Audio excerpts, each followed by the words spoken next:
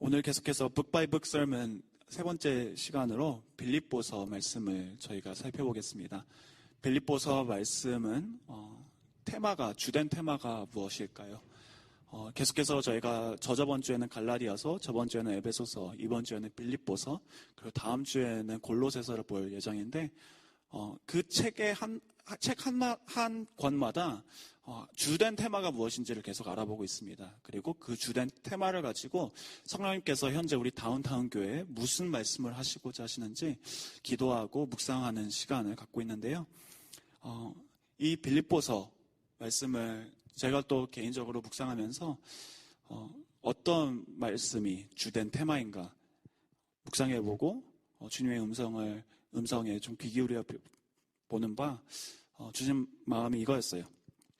복음 사역에 동참해야만 합니다. 이것이 빌립보서의 전체 테마인 것 같습니다.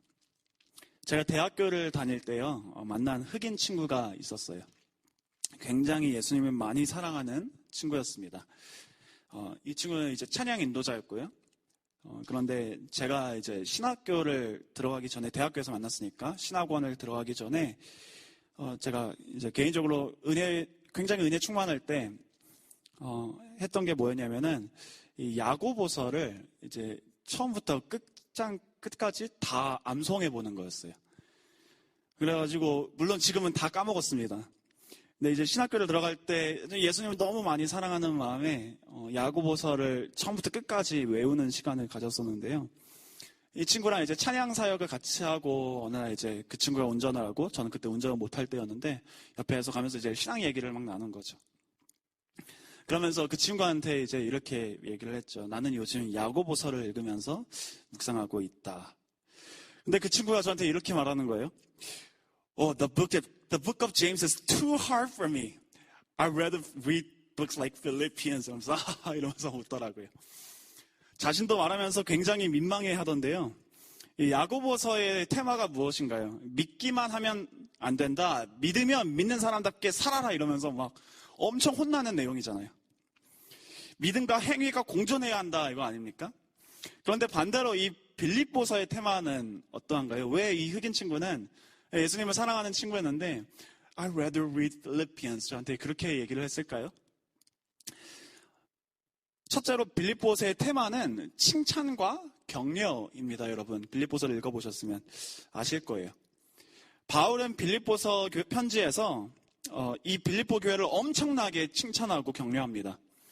4장 2절부터 3절까지 말씀에 나오는 유오디아와 순두계의 다툼에 대한 바울의 책망과 권면 외에는 이 빌립보서가 1장부터 4장까지인데 1장부터 4장 처음부터 끝까지 빌립보 교회를 바울이 칭찬만 합니다. 그러니 이 빌립보서에 호감이 생길 수밖에 없죠. 빌립보서를 읽으면 쭉 칭찬받고 있는 것 같고 뭔가 잘하고 있는 것 같고 수많은 말씀 구절들이 굉장히 긍정적인 격려의 메시지이거든요. 이 빌립보서는. 바울이 어떻게 이 빌립보 교회를 칭찬하고 격려하였는지 한번 살펴볼까요? 1장 3절에 내가 너희를 생각할 때마다 나의 하나님께 감사하며, 바울이 빌립보 교회를 생각할 때마다 그냥 감사가 절로 흘러나왔대요. 칭찬하는 것이죠. 또 6절도 봐보세요. 1장 6절 너희 안에서 착한 일을 시작하신 이가 그리스도 예수의 날까지 이루실 줄을 우리는 확신하노라. 뭔가요? 격려하는 거죠. 바울이 빌립보 교회를. 하나님께서 이미 착한 일을 빌립보 교회 안에서 시작하셨대요. 빌립보 교회 너희는 너무 착한 사람들이다. 너무 잘하고 있다. 칭찬하는 거예요. 그런데 칭찬뿐만이 아니라 하나님께서 이미 착한 일을 시작하셨는데 시작하신 것뿐만이 아니라 끝까지 이룰 것이다. 이러면서 굉장히 소망과 희망이 가득 찬 메시지로 빌립보 교회를 칭찬합니다. 우리에게도 마찬가지죠. 하나님께서 우리 안에 착한 일을 시작하셨고 우리의 마음 가운데 새로운 마음을 창조해 주셨는데 그것을 끝까지 이룰 것이다. 얼마나 격려되는 메시지입니까? 1장 8절도 읽어볼게요. 빌립보 교회를 어떻게 바울이 칭찬하네요? 내가 예수 그리스도의 심장으로, 예수님의 심장으로 너희 무리를 얼마나 사모하는지 하나님이 내 증인이시니라. 칭찬과 격려뿐만이 아니에요. 칭찬과 격려가 모자라서 지금 사모하고 사랑하기까지 한대요. 3장 20절로 넘겨볼까요? 우리 같이 말씀 3장 20절 읽어보겠습니다. 뭐라고 나오네요? 3장 20절에 그러나 우리의 시민권은 하늘에 있는지라 거기로부터 구원하는 자 곧 주 예수 그리스도를 기다리노니. 빌립보 교회 바울과 빌립보 교회 우리 모두의 정체성이 무엇인지, 하늘의 시민권이 있다. 빌립보 교회의 정체성을 언급함으로 칭찬하고 격려하는 것이죠. 여러분 한번 갈라디아서 저희 읽어보지 않았습니까? 갈라디아서랑 좀 비교되지 않으세요? 여러분 여기에서는 지금 너희의 시민권은 하늘에 있다. 그러니까 걱정하지 마. 너희는 you guys are safe. 너희는 진짜 믿음 있는 사람들이야. 잘하고 있어. 그대로 나아가. 여러분 갈라디아서 기억나세요? 갈라디아서에서는 바울이 갈라디아 교인들에게 뭐라고 말했는지 혹시 기억나십니까? 4장 20절을 한번 챙겨와 봤는데 찾지 않으셔도 됩니다. 이렇게 얘기했어. 내가 이제라도 너희와 함께 있어 내 언성을 높이려 함은 너희에 대하여 의혹이 있습니다. 빌립보 교회는 너희 너무 잘하고 있어. 너희의 시민권은 하늘에 있어. 이렇게 얘기하는데 갈라디아 교인들한테는 나 지금 너무 내가 지금 화가 나서 내 목소리를 좀 언성을 높이려고 하는데 왜 그러느냐? 너희에 대하여 의혹이 있습니다. 무슨 말인지 아십니까? 지금 이 갈라디아 교인들의 정체성에 대해서 자기 자신이 지금 의혹이 생겼다는 거예요, 바울이. 너희들 하늘나라의 시민들 맞아? 반대로 빌립보 교회는 어떠한가요? 너희들 결국에는 승리할 거야. 왜냐? 너희들은 하늘나라의 시민들이기 때문에. 걱정하지 마. 세상에 쫄지 마. 막 격려해 주는 거죠. 또 4장 1절 말씀도 보겠습니다. 4장 1절. 그러므로 나의 사랑하고 사모하는 형제들, 나의 기쁨이며 면류관인 사랑하는 자들아, 이와 같이 주 안에 서라. 보니까 뭐라고 나와 있었나요? 사랑할 뿐만이 아니죠. 나의 기쁨이며 면류관인 사랑하는 자들아. 빌립보 교회를 엄청 자랑스럽게 여기는 거예요. 자신의 영광이라는 거죠. 나의 면류관이라고 표현합니다. 또 4장 6절부터 7절까지도 우리가 너무 잘 아는 말씀이죠. 이 말씀 여러분 외우셨으면 마음에 늘 위안이 되시고, 저도 힘든 일이 생길 때마다 맨날 성령께서 생각나게 하시는 말씀인데요. 6절부터 7절 4장. 아무것도 염려하지 말고 다만 모든 일에 기도와 간구로 너희 구할 것을 감사함으로 하나님께 그저 아뢰라. 그리하면 모든 지각에 뛰어난 하나님의 평강이 그리스도 예수 안에서 너희 마음과 생각을 지키시리라. 염려하지 말라. 하나님이 지켜주실 것이다. 칭찬하고 격려해 주는 것이죠. 4장 14절부터 16절까지 또 읽어보겠습니다. 뭐라고 나있나요? 이렇게 나있죠. 그러나 너희가 내 괴로움에 함께 참여하였으니 잘하였도다. 빌립보 사람들아, 너희도 알거니와 복음의 시초에 내가 마게도니아를 떠날 때 주고받는 내 일에 참여한 교회가 너희 외에 아무도 없었느니라. 데살로니가에 있을 때에도 너희가 한 번뿐 아니라 2번이나 나 있을 것을 보내었도다. 잘하였도다. 다른 교회들이랑 오히려 막 비교까지 해가면서 이 빌립보 교회를 칭찬하는 것이. 또 마지막으로 4장 19절 말씀도 한번 보겠습니다. 4장 19절 말씀 읽어볼까요? 나의 하나님이 그리스도 예수 안에서 영광 가운데 그 풍성한 대로 너희 모든 쓸 것을 채우시리라. 무엇인가요? 빌립보 교회를 현재 축복하는 거죠. 또 말해주는 거죠.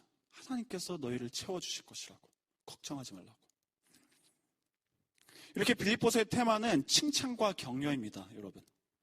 이 빌립보서를 1장부터 4장까지 쭉 읽어보시면 여러분들 굉장한 하나님께서 주시는 칭찬과 격려를 느끼실 수 있으실 거예요. 칭찬과 격려뿐만이 아니에요. 또 다른 테마는 바로 기쁨에 있습니다. 기쁨.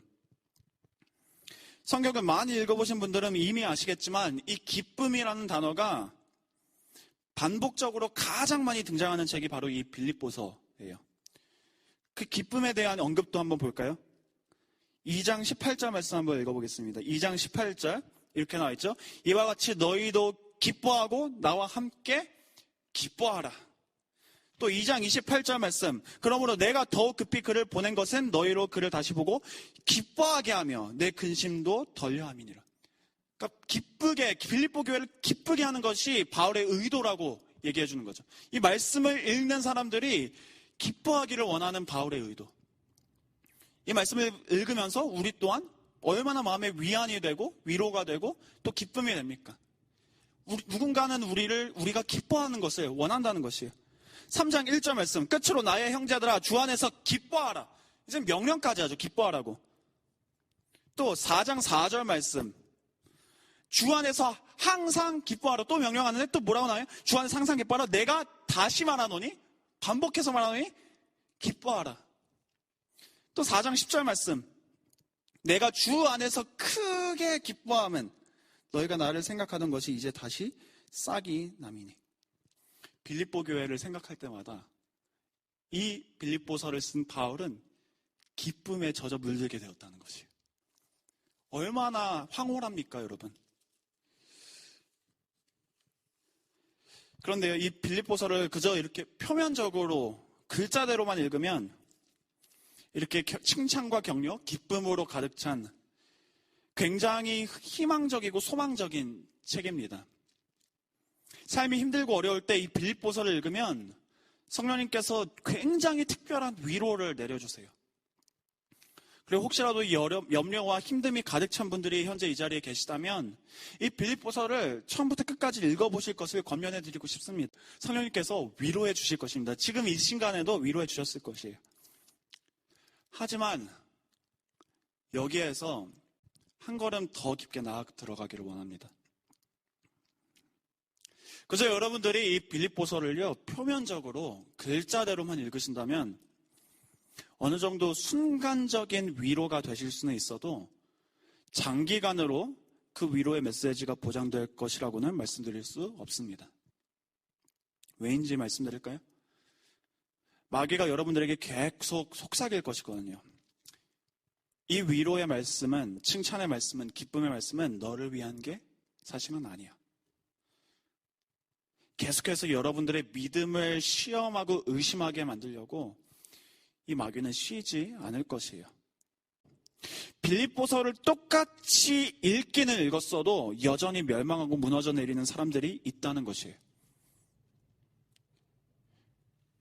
여전히 말씀을 듣고도 잠시적으로는 위안을 받는 것 같고 잠시적으로는 기뻐하는 것 같아도 어느 순간 보면 다시 확 무너져 내려버리는 사람들이 있다는 것이에요. 마태복음 13장 20절부터 21절까지 뭐라고 나와 있죠? 이렇게 나와 있어요. 돌밭에 부러졌다는 것은 말씀을 듣고, 여기서도 똑같이 말씀을 들었죠? 즉시 뭐로 받았다고요? 기쁨으로 받대. 기뻐하라. 내가 다시 말하노니 기뻐하라. 빌립보서 말씀처럼 기쁨으로 그 말씀을 받는 것이에요. 그리고 진짜 그 말씀 받고 기뻐하는데요. 어떻게 되나요? 그 속에 뿌리가 없어. 21절. 잠시 견디다가 말씀으로 말미암아 환난이나 박해가 일어날 때는 곧 넘어지는 자요. 돌밭에 뿌려진 사람들. 여기서도 뭡니까? 마찬가지로 말씀을 듣는 자들이 있는 것이에요. 말씀을 듣고 심지어는 기뻐하기까지 했대요. 빌립보서를 읽고 위안을 받았어요. 빌립보서를 읽고 기뻐하기까지 했어요. 격려될 수도 있고. 그런데 그 결국은 어떻게 되나요? 그 속에 뿌리가 없어 잠시 견디다가 말씀으로 말미암아 환난이나 박해가 일어날 때는 곧 넘어지는 자예요. 뿌리가 없었대요. 우리가 이 빌립보서를 읽으면서도 마찬가지일 수 있다는 것입니다. 그저 표면적으로 이 말씀을 읽으면서 일시적인 위로와 격려, 기쁨을 누릴 수 있어도 영구적인 permanent한 위로와 격려, 기쁨은 놓칠 수 있다는 사실입니다. 빌립보서의 메시지가 너무 위안적이니까, 너무 긍정적이니까 거기에 표면적으로, 잠시적으로, 일시적으로 우리가 위안을 받을 때도 있지만, 그리고 그게 나쁘다는 건 아니지만 영구적인 permanent한 영원한 기쁨과 위안과 소망은 우리가 놓칠 수도 있다는 것이에요. 일시적인 기쁨에 대한 예수님의 해독제는 어떻게 되었을까요? 예수님은 어떻게 하면 우리가 이런 일시적인 기쁨, 돌밭에 씨 뿌림 받는 것 같이 잠시 동안만 기뻐하다가 다시 넘어지는 것에 대한 해독제가 뭐라고 예수님 말씀하시나요? 아까 마태복음 7장 24절부터 25절까지 다시 돌아가 보겠습니다. 마태복음 7장 24절부터 25절까지 뭐라고 나오나요? 아까 전에 바람이 부는, 말씀을 듣고 행하지 않는 사람들은 바람이 불었을 때 그 집이 무너지는 자라고 말했죠. 반대는 어떻게 되나요? 24절부터 25절 7장. 그러므로 누구든지 나의 이 말을 듣고 행하는 자는, 그 집을 반석 위에 지은 지혜로운 사람 같으리니 비가 내리고 창수가 나고 바람이 불어 그 집에 부딪히되 무너지지 아니하나니 이는 주추를 반석 위에 놓은 까닭이요. 또 누가복음, 이번에 누가복음으로 가겠습니다. 씨 뿌리는 자의 비유가 사실 마태복음, 마가복음, 누가복음 세 군데 다 나오거든요. 근데 누가복음에 똑같은 말씀이 나오는데 그 돌밭에 씨 뿌림 받은 사람들, 거기에 그런 사람들을 위한 예수님의 해독제가 어떻게 되는지 한번 보시기 바랍니다. 누가복음 8장 15절 말씀. 해독제는 무엇일까요? 돌밭에 뿌려지는 게 아니라 좋은 밭에 뿌려지는 거겠죠? 좋은 밭은 무엇인가요? 좋은 땅에 있다는 것은 착하고 좋은 마음으로 말씀을 듣는 것뿐만 아니라 지키어 인내로 결실하는 자니라. 뿌리 깊은 영성이란 말씀을 듣는 데 있지 않고 그 들은 말씀을 지켜 행할 때에 생겨나는 것입니다. 사랑하는 성도 여러분, 주님께서 우리에게 주신 칭찬과 위로, 격려와 기쁨은 일시적인 게 아닙니다. 주님께서 우리에게 주신 칭찬과 위로와 격려와 기쁨은 영구적인 것입니다. 템포러리한 게 아니에요. 퍼머넌트한 거예요. 이 빌립보서에 나오는 칭찬과 위로, 격려와 기쁨의 메시지는 그저 일시적으로 이 빌립보 교회가 몇 날 며칠 동안에만 받고 위안받고 다시 낙심하게 되는 그런 템포러리한 단기간에만 적용되었던 내용이 아니었어요. 이 말씀은요. 빌립보 교회가 이 빌립보서를 읽으며 일시적인 축복이 아니라 영구적인 칭찬과 격려, 위로와 기쁨을 누릴 수 있었던 이유는 그들이 이 말씀을요, 듣기만 한 것이 아니라 행하고 있었기 때문입니다. 그래서 저희가 다 같이 빌립보 교회가 행하고 있던 주님의 말씀이 무엇이었는지 살펴보고 말씀을 마치도록 하겠습니다.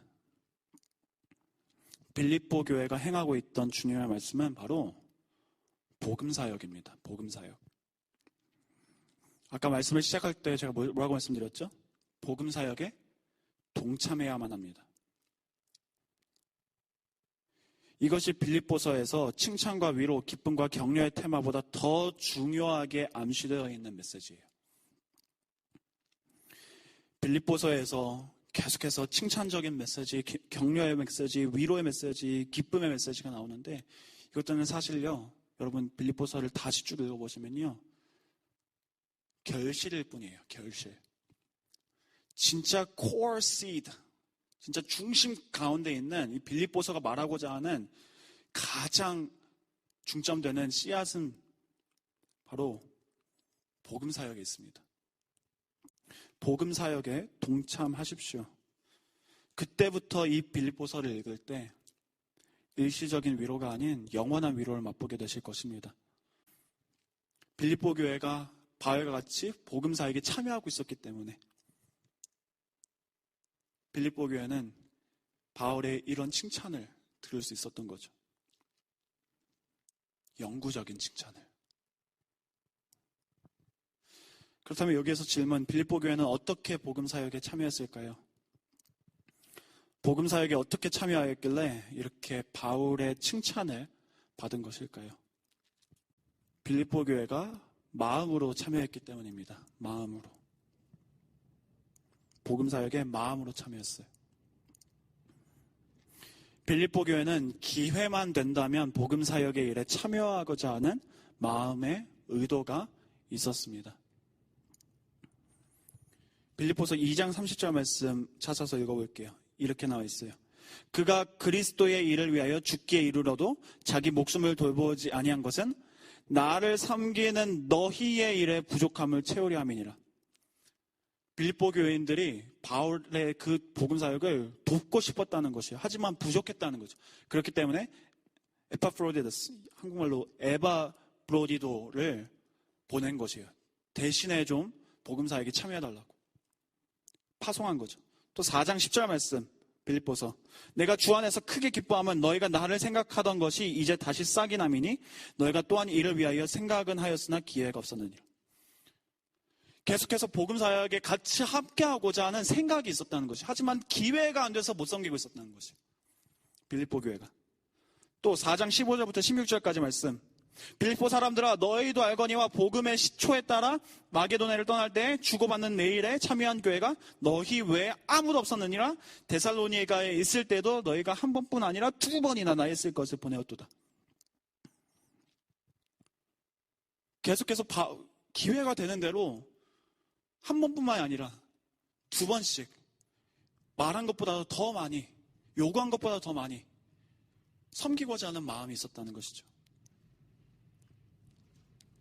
이 말씀을 3가지로 정리해서 말씀드립니다. 복음 사역에 참여하고자 했던 빌립보 교인들의 마음의 태도. 첫째로 그들은 직접 그 복음 사역에 참여해서 바울이 말씀 전하는데 도움이 필요한 부분들을 채우고자 했습니다. 집사의 개념이죠. 내가 함께 돕겠습니다. 내가 직접 나와서 돕겠습니다. 지금 이 자리에 우리 미디어팀, 엔지니어들, 우리 차잉팀 다 나와서 직접적으로 섬기잖아요. 이런 개념인 거지. 집사의 개념. 그런데 현실적인 이유들로 인해 그러지 못할 때가 있죠. 그럴 때는 어떻게 했나요? 여전히 마음은 있는 것이에요. 현실적인 상황은 그렇게 못해도 마음은 있어요. 그래서 어떻게 합니까? 자신들을 대표해 복음 사역에 직접적으로 도움을 줄 사람을 택해서 보내게 됩니다. 빌립보서에서는 그 인물이 바로 2장과 4장에 나오는 에바 브로디도인데요. 결국 선교사 개념인 것이에요. 우리가 선교지에 직접 우리가 나가서 복음 사역 못 하잖아요. 그러니까 우리가 어떻게 합니까? 우리가 선교사님들을 파송하잖아요. 그리고 마지막으로 자신들의 선물, 곧 헌금이죠. 나아가지 못할 때는 후원으로 복음 사역에 동참한 것입니다. 몸으로 함께 동참할 수 없으니 재정으로라도 함께 동참한 것이죠. 집사로 직접적으로 몸으로 뛰는 게 낫다. 선교사로 대표해서 파송받는 게 낫다. 그리고 선교사를 보내는 게 낫다. 헌금과 재정적인 후원으로 돕는 게 낫다. 순위를 먹이는 게 아닙니다, 여러분. 중요한 것은 빌립보 교회의 마음의 태도였던 것이에요. 바울은 빌립보 교회가 직접 바울을 도왔던 에바 브로디도를 보냈던, 후원금을 보냈던 더 값비싼 진주를 이 빌립보 교인들에게서 발견한 것이에요. 그 값비싼 진주는 무엇이었을까요? 바로 복음 사역에 어떻게 해서든 참여하고자 하는 빌립보 교인들의 마음이었습니다.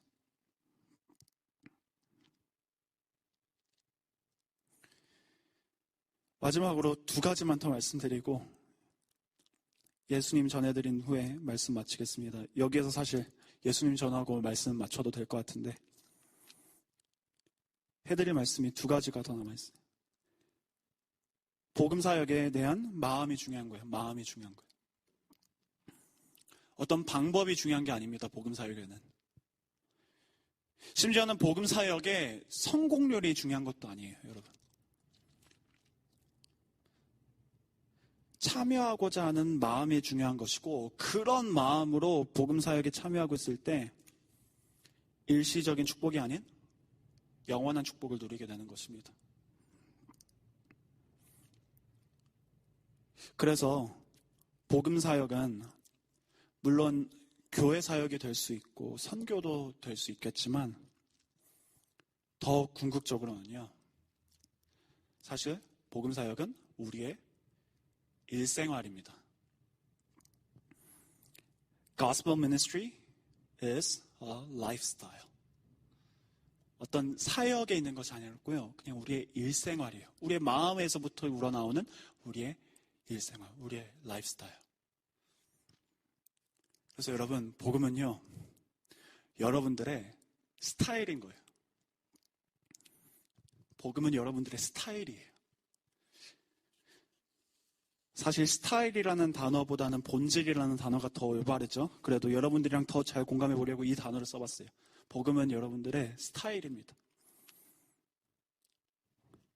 여러분들이 일을 하고 계실 때에도 복음적인 스타일로 하실 수 있는 것이고요. 공부를 하실 때에도 복음적인 스타일로 하실 수 있는 것이에요. 혼자 집에서 뒹굴면서 쉬실 때에도 심지어는 복음적인 스타일로 쉬실 수 있는 것이에요. 가족이랑 같이 시간을 보낼 때도 친구들이랑 만나서 신나게 놀 때에도 복음적인 스타일로 하실 수 있는 것입니다. 제가 이런 복음적인 스타일로 사는 사람을 존경하는 사람은 한 분이 한 명 있는데 누구냐면 여러분 혹시 농구선수 제레미 린 아세요? 저는요 사실 개인적으로 진짜 한 5년, 6년, 7년 전부터인가 계속 팔로우하면서 사실은 비밀스럽게 굉장히 admire하고 있는 농구 선수예요. 개인적으로 너무 좋아하는 농구 선수인데요. 이제 토론토 랩터스에 있을 때 이제 경기를 너무 못했다고 주변 분들이 너무 막 욕하고 막 그러더라고요. 그래가지고 사실 요즘은 되게 secretly admire하고 있는 중이었는데 지금은 뭐 설교했으니까 secret이 아니죠. 그런데 제가 이분의 복음적인 스타일을 너무 좋아해요, 여러분. 이분이 유튜브를 좀 했었어요. 그래서 제가 그 나올 때마다 늘 봤었는데 이번에 유튜브에 동영상들을 만들어서 올렸었는데 어떻게 했냐면은 동영상이 끝날 때마다 이 친구가 되게 재밌는 게 그 영상에 알맞는 성경 말씀을 구절을 하나씩 꼭 이렇게 집어넣었어요. 끝날 때마다. 끝나면은 JL 딱 멋있게 나오면서 뚜루룩 나오면서 뭐 성경 구절이 확 나옵니다. 그리고 끝나요. 그 제레미 린의 스타일이었어요, 그게. 그래서 저도 거기에 감명을 받아서 막 음악 동영상 만들 때마다 끝에 막 말씀 구절을 올려고 했는데 아무도 보지도 않더라고요. 그런데 이번에 최근에 제레미 린 선수가 한 가지 더 이슈가 생겼었어요. 여러분 아시는지 모르겠는데요. 예, 제레미 린이 이제 토론토 랩터스에서 너무 못했다고 쫓겨난 건 아닌데 어쨌든 쫓겨나듯이 이제 CBA, Chinese Basketball Association인가? 거기에 가가지고 활동을 해야 됐어요. 이제 아무도 드래프트를 안 해준 거예요. 근데 이제 다시 1년 거기서 활동하고 이제 NBA로 들어오려고 하는 중에 지금 제레미 린이 있는 걸로 제가 마지막으로 봤을 땐 그랬습니다. 그래서 현재 그 NBA G 리그에서 뛰고 있어요. G 리그 뭔지 아시죠? 이제 NBA 바로 밑단계예요. 여기에서 잘 보여야지 NBA 드래프트 할 때 드래프트가 되는 거거든요. 거기에서 뛰는 분들이 잘해야지 NBA로 드래프트가 될 수 있어요. 그러니까 사실 이 NBA보다 선수들끼리 이 G리그에는 치열한 경쟁이 있습니다. 다른 사람을 밟고 올라가야지, 자기가 돋보여야지, 그래야지 NBA 드래프트가 되는 거거든요.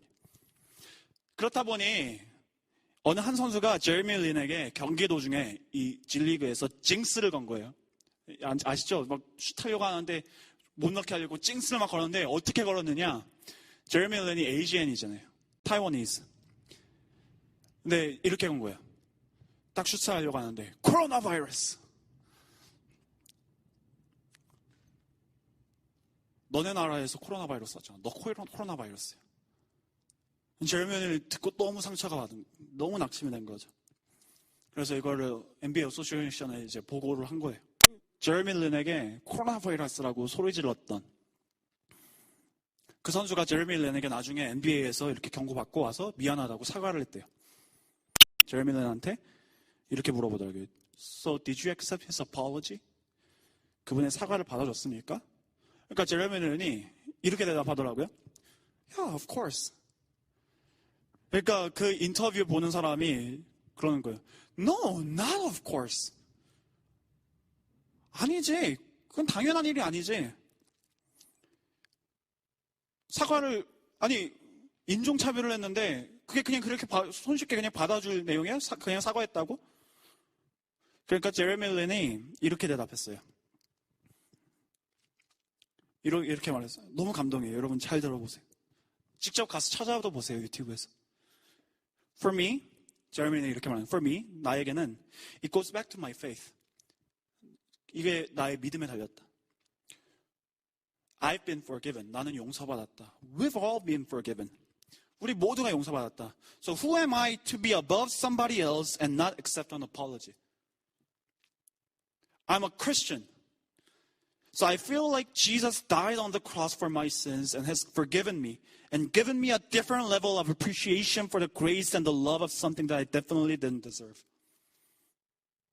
And I feel like one of the things I read through the Bible is that as Christians, we should be filled and appreciative of this love, where we have so much of this love that we're able to spread to other people.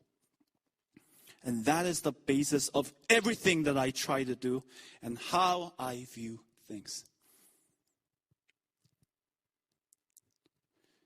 이게 뭔지 아십니까, 여러분? 제레미 린의 스타일인 거예요. 복음적인 스타일. 이것이 바로 온 마음과 정성을 다해 복음 사역에 동참하는 우리의 일생활, 라이프스타일인 것입니다. 우리가 이렇게 복음 사역에 마음을 다해 참여할 때 하나님께서 우리에게 부어 내려주시는 은혜와 사랑을 더더욱 깊이 체험하고 느끼고 알고 살아가게 되는 것이에요. 그래서 바울이 빌립보 교회에게 편지하죠. 빌립보서로 다시 돌아가겠습니다. 말씀으로 1장 9절부터 11절까지 찾아보겠습니다. 빌립보서 1장 9절부터 11절까지. 내가 기도하노라 너희 사랑을 지식과 모든 총명으로 점점 더 풍성하게 하사 너희로 지극히 선한 것을 분별하며 또 진실하여 허물 없이 그리스도의 날까지 이르고 예수 그리스도로 말미암아 의의 열매가 가득하여 하나님의 영광과 찬송이 되기를 원하노라.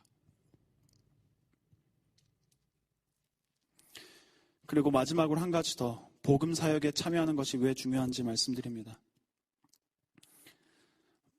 많은 때에 우리는 행하지 말아야 할 것들에 집중합니다. 죄 짓지 말아야지, 중독을 끊어야지, 이거 하지 말아야지, 저거 하지 말아야지. 자꾸만 율법적으로 우리의 죄를 씻어내보려고 했습니다. 맞아요. 육신의 정욕에게 노라고 외치고 싸우는 것이 많이 중요합니다. 해야 돼요. 뿐만 아니라 더 중요하게 우리에게 있는 것은 무엇이냐? 바로 예스예요. 우리가 어떻게 구원받았습니까? 육신의 정욕에게 노라고 외침으로만 구원받았습니까? 회개하긴 하죠. 우리의 죄에서 돌아섰죠. 맞아요. 노라고 외쳤습니다. 하지만 그것으로만 구원받았냐고요. 회개만 했다고 우리가 구원받은 것입니까? 아니에요. 어떻게 구원받았습니까? 그리스도 안에 드러난 하나님의 사랑 앞에 예스라고 외침으로 구원받은 거 아닌가요? 여러분들 세례와 입교 받으실 때 네라고 하지 않으셨나요? 아니요라고 하셨습니까? 내가 예수 그리스도께서 나의 죄를 위해서 십자가에 못 박히신 것을 믿고 그분이 주님이시라는 것을 내가 믿습니다. 당신은 그것을 믿으십니까? 네, 믿습니다. 해리 월스 목사님이 이런 말씀을 하셨어요. Say yes to God and its truth before you have to say no to the flesh and its temptations. If you say yes every day, you will have the power to say no. 하나님과 그분의 진리에 대해 네라고 말하기를 육신의 정욕에게 아니요라고 말하기보다 우선적으로 하라. 우리가 매일 네라고 말한다면 아니요라고도 말할 수 있을 것이다. 많은 때에 우리는 복음 사역에 우리가 합당하지 않다고 생각합니다. 그러니까 늘 노만 하죠. 예스라고 하기 전에 노를 먼저 합니다. 내 안에 있는 죄악들을 먼저 씻어내고 내 안에 있는 문제들을 먼저 다 해결하고 복음 사역에 동참하려 합니다. 하지만 그렇게 기다리다가 평생을 복음 사역에 참여하지 못하는 분들이 많이 계시죠. 복음 사역은요, 우리가 준비되었다고 시작하는 게 아닙니다. 복음 사역은요, 하나님이 우리를 불러주셨을 때 시작되는 것입니다. 노라고 말하면서 복음 사역에 우리가 동참하는 게 아니에요. 우리가 예스라고 말하면서 복음 사역에 동참하는 것이죠. 우리가 복음 사역에 동참하라는 하나님의 부르심에 예스라고 할 때 우리에게 다가오는 정욕들과 temptations, 유혹들을 찾아올 때 우리가 노라고 할 수 있는 능력도 생기는 거예요. 우리가 매일 예스라고 하고 있으면 we will have the power to say no. 베드로가 언제 어떻게 복음 사역에 동참하였나요? 베드로는 예수님을 배신했어요. 예수님이 고통받으실 때 3번 예수님을 모른다고 부인했습니다. 하지만 갈릴리 호수에서 부활하신 예수님을 만났을 때 베드로가 어떻게 하나요? 난 끝났지. Who am I to follow Jesus? 예수님 또 오셨네. 나는 그냥 고개나 잡고 있어야 돼. 이랬나요? 겉옷을 두르고 바다에 다른 사람들과 먼저 뛰어들어갔다고 나와 있어요. 복음 사역에 참여하고자 하는, 예수님께 달려가고자 하는 마음이 있던 것이에요. 이렇게 예수님을 만나고 싶어하고 예수님을 섬기기 원하는 복음 사역에 참여하고자 하는 베드로에게 예수님께서 어떻게 하십니까? 야 베드로, 너 지금 나한테 나와서 이러는데 Look at your life. 너 아직 좀 죄가 남아있지 않니? 그 부분들 좀 먼저 다 해결하고 나한테 찾아오면 안 될까? 예수님 그렇게 말씀하시나요? 그렇지 않죠. 예수님이 베드로에게, 그렇게 예수님에게 달려오는 베드로에게 유일하게 물어보시고 요구하신 것은 무엇이었나요? 네가 나를 사랑하느냐? 3번. 네가 나를 사랑하느냐? 네가 나를 사랑하느냐? 네, 주님. 내가 주를 사랑하는 줄 주께서 아시나이다. 나의 양을 먹이라. 나의 양을 치라. 나의 양을 먹이라. 내가 하는 복음사역에 동참하라. 이 말씀이 생각났어요. 요한복음 6장 37절 말씀. 요한복음 6장 37절 말씀입니다. 예수님께서 이렇게 말씀하시죠. 아버지께서 내게 주시는 자는 다 내게로 올 것이요. 내게 오는 자는, 예수님께 오는 자는 예수님께서 이렇게 말씀하세요. 내가 결코 내쫓지 아니하리라. 베드로는 복음 사역에 동참할 자격이 없는 사람이었습니다. 하지만 하나님의 부르심으로 예수님께 주시는 자 되었어요. 예수님께 나오게 되는 자가 되었어요. 하나님의 부르심으로, 하나님의 택하심으로, 하나님의 정하심으로, 하나님의 주권으로. 그리고 이 베드로가 예수님께요 달려갑니다. 이렇게 엉망진창인 베드로를 예수님께서는 바라보시면 어떻게 하시나요? 실수투성인 베드로를 바라보시면서 예수님은 어떻게 하시나요? 내게 오는 자는 내가 결코 내쫓지 아니하리라. 어떤 모습이든 내게 나오기만 한다면, 나와 함께 복음사역에 참여하고자 하는 마음만 있다면, 나를 사랑하기만 한다면 내가 결코 내쫓지 아니하리라. 어떤 죄를 지었든, 얼마나 실력이 모자라든, 우리가 주님께 나아가기만 한다면 주님께서는 우리로 복음사역에 동참케 하시고 일시적인 축복이 아닌 영구적인 퍼머넌트한 축복을 받는 것을 뛰어넘어 우리의 삶 가운데 충만히 영원한 축복을 누리게 하십니다. 문제는 우리의 마음에 굳이 복음사역에 동참할 의도가 없다는 것이죠. 예수님께 나아가는 마음이 없다는 것이에요.